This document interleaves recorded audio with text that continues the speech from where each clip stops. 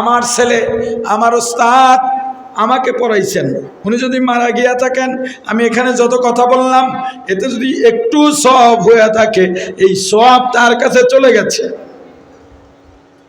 আমার বাবা মারা গেলে তিনিও পাবেন, কিন্তু আমি যদি আরো কয়েকজন আলেম বানায় যাই, তারা যদি আরো আলেম হাফেজ বানায়, র্যান্ডম চলতেই থাকবে, চলতেই থাকবে, সওয়াব আর জীবনে শেষ হবে না। এজন্যে আপনার সন্তান আলেম হবে, তার সন্তানকে যেন আলেম বানায়, আপনি আপনার সন্তানকে সেটা বুঝায়া যান। আমার বাবা আলেম না, আমাকে আল্লাহ আলেম হওয়ার তৌফিক দিচ্ছেন বাবার কারণে।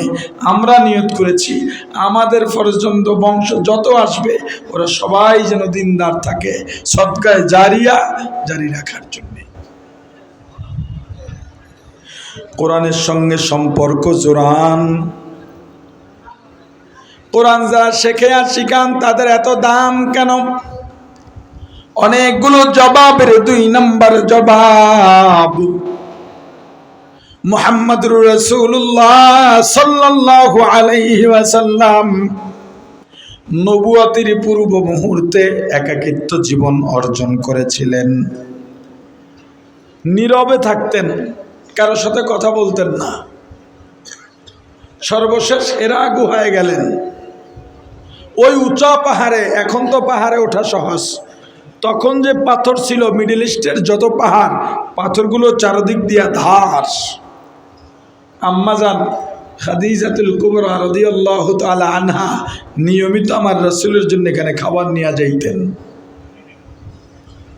যখন রাসূলের বয়স পূর্ণ হয়ে গেল, সিনা চাক সম্পন্ন হয়ে গেল, সোমবার দিনে জিবরাইল গেলেন, গিয়া রাসূলকে বললেন, ইকরা মুহাম্মদ, আপনি পড়েন।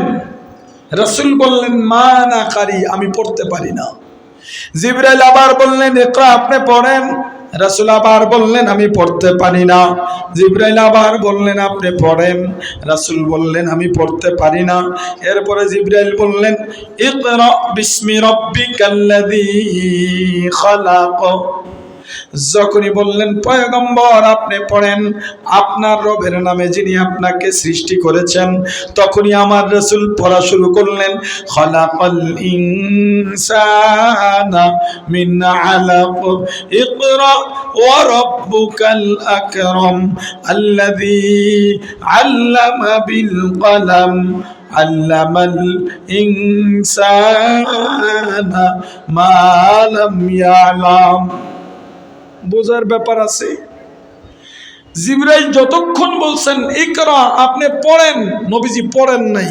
যখনই বললেন আপনার রবের নামে পড়েন, তখনই পড়া শুরু করলেন। আল্লাহর রাসূলের উপরে সর্বপ্রথম কোরআনের এই 5 আয়াত নাজিল হয়। এরপরে 3 বছরে আর কোনো আয়াত সূরা নাজিল হয় নাই। 3 বছর পরে সূরা মুদ্দাসসির নাজিল হওয়ার মাধ্যমে ধারাবাহিকভাবে 30 পারা কোরআন নাজিল হয়। এখন এখান থেকে নুকতা কি বের হলো?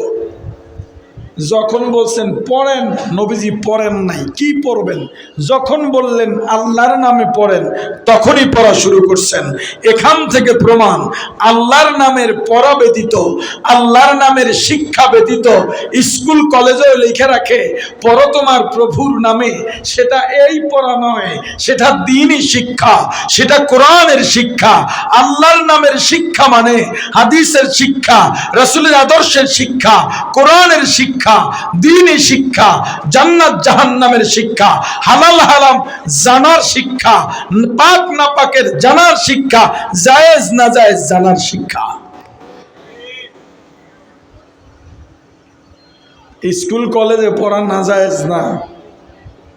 তলাবুল ইলমি ফরিদাতুন আলা কুল্লি মুসলিম, এই হাদিসের ফরজিয়তের মিজদাক যতটুকু, ততটুকু শেখার পরে আপনি দুনিয়ার শিক্ষা অর্জন করেন, সমস্যা নেই। ফরজিয়ত আপনার পূর্ণ করতেই হবে, এর বাইরে যাওয়ার সুযোগ নাই। আল্লাহ,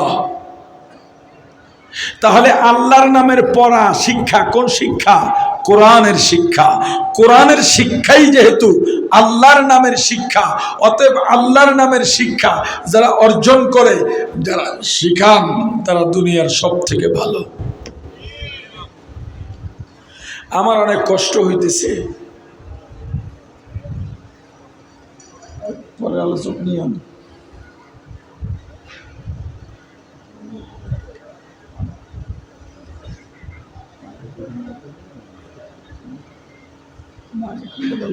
ঠিক আছে, ঠিক আছে। আচ্ছা, ও আল্লাহ,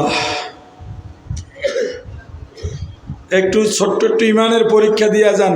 উঠেন না, উঠেন না।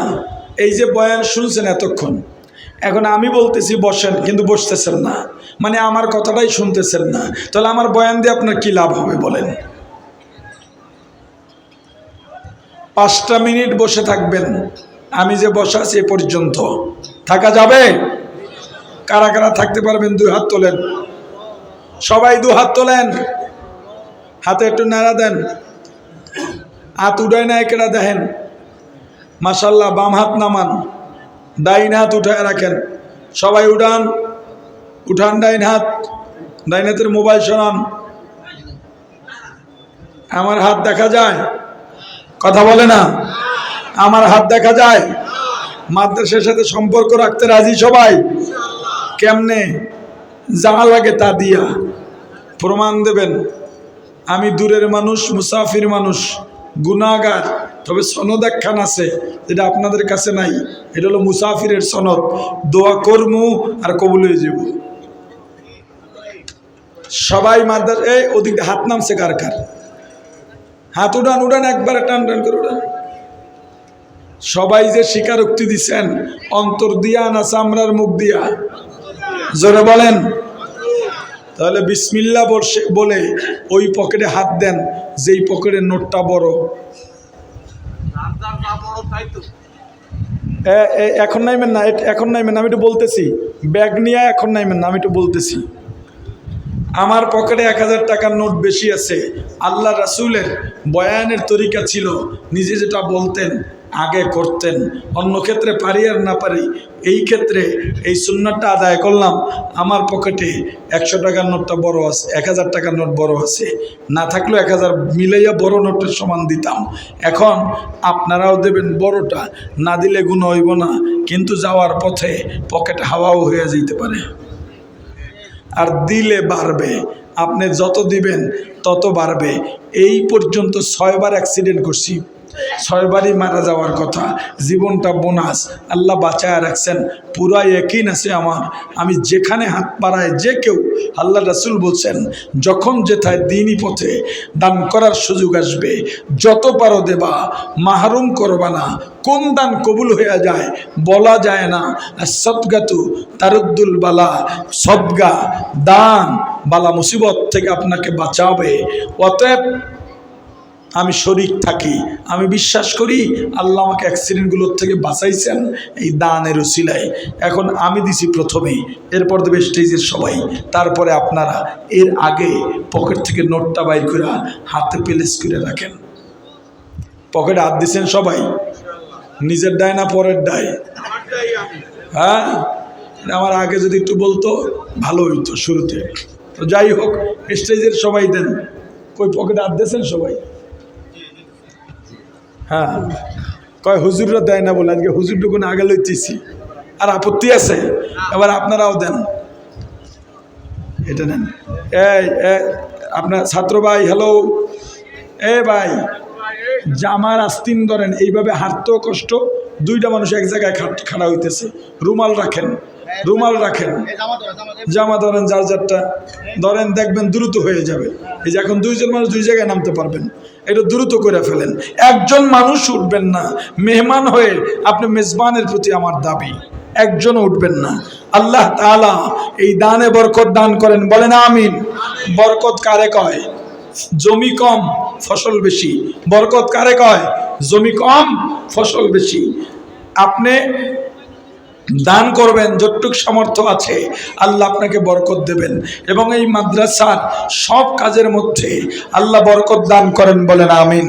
মাদ্রাসার আসাতিজায়ে কেরাম, মাদ্রাসার ছাত্র, মাদ্রাসার স্টাফ, মাদ্রাসার শুভাকাঙ্ক্ষী, মাদ্রাসার দানকারী, এলাকাবাসী, ছোট বড়, মাদ্রাসা কমিটি, শুরা, উপদেষ্টা, আরও যারা আছেন, অনেক মহিলারাও বাড়ির থেকে দান সদকা পাঠান মাদ্রাসায়, আল্লাহ যেন সবাইকে কবুল করেন, বলেন আমিন।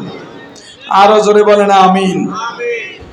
আল্লাহ এখান থেকে বরকত নেওয়ার জন্যে আমি এই অবস্থায় এতক্ষণ কথা বলেছি, আমার কোনোভাবেই শরীরে প্রেশার দিয়া এইভাবে কথা বলা তবিয়তে নাই, শুধুমাত্র নিজেকে শানিত করার জন্যে, আপনাদের দোয়ায় সামিল রাখবেন এই আশাবাদ থেকে আমি কতক্ষণ কথা বলেছি।